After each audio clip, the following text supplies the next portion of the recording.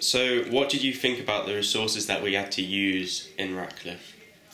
I think you're quite fortunate here in that a lot of the resources that you use are actually industry standard for lower level filmmaking. So, for example, your access to microphones, the Rode NTG2 shotgun mics into H4n handy recorders are very industry standard for sort of short filmmaking. They're the kind of stuff that lots of businesses will use for professional production, so to have access to those is great.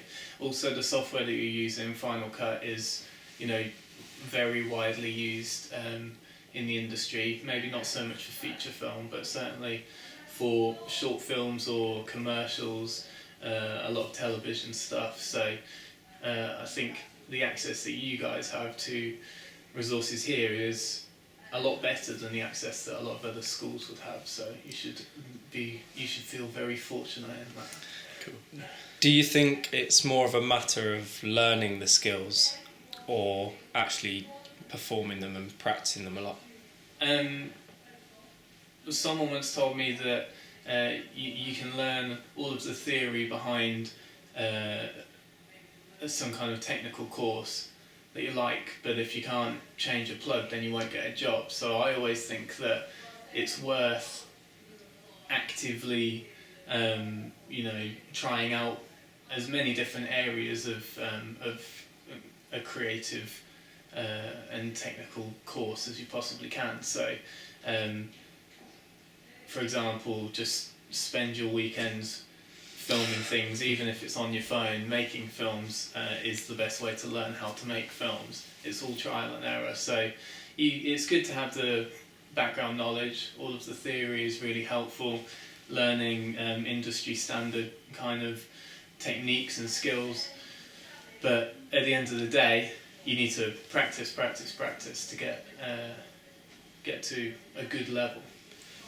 What do you think is the importance of lighting in a production?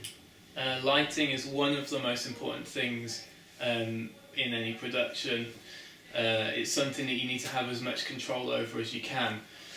Obviously, that's easier if you're filming indoors, for example. If you're filming outside, then you don't get so much control over the sun and obviously the level of cloud and that kind of thing. But there are always techniques and skills you can use to try and combat that. But my suggestion and my advice to all of you is that you have as much control over the lighting as you possibly can. Even if you're doing kind of quirky, streams of light through a window with dust flowing in it kind of thing, very, what's the name, Steven Spielberg-esque, then yeah, it all needs to be controlled. It needs to be a deliberate thing. The same question, what is the importance of sound as opposed to lighting? I would say sound is probably the most important thing in film. So we've got sound in a lot of cases, I'd say sound is more important than even a visual, and I know that sounds really strange, but if you want someone to be able to engage with a piece of work that you're creating and it has bad sound, it's not going to happen. The visuals can be slightly off, your framing can be wrong, you can have dead space, you can have bad colour grading, ideally not, obviously, but if your sound is off, people don't want to hear it, and it's almost painful, a lot more painful to watch. So you want to get in a studio as often as you can when you're creating a piece of work. Use ADR if you can, and make sure you perfect that as well. Don't just go with the first recording that you get. Soundtrack is a massive deal. Make sure that you have really, really good quality audio, music to go with what's going on. And if you don't need to use music in a scene, don't use music in a scene. It's getting that balance right. It's usually better to have composed audio for a piece of work that's specifically designed, especially if it's a short film, or like an opening sequence or something like that. If you just pick any old track off the internet, then first of all, you might be breaking the law because it might be copyrighted, and secondly, it might sound terrible.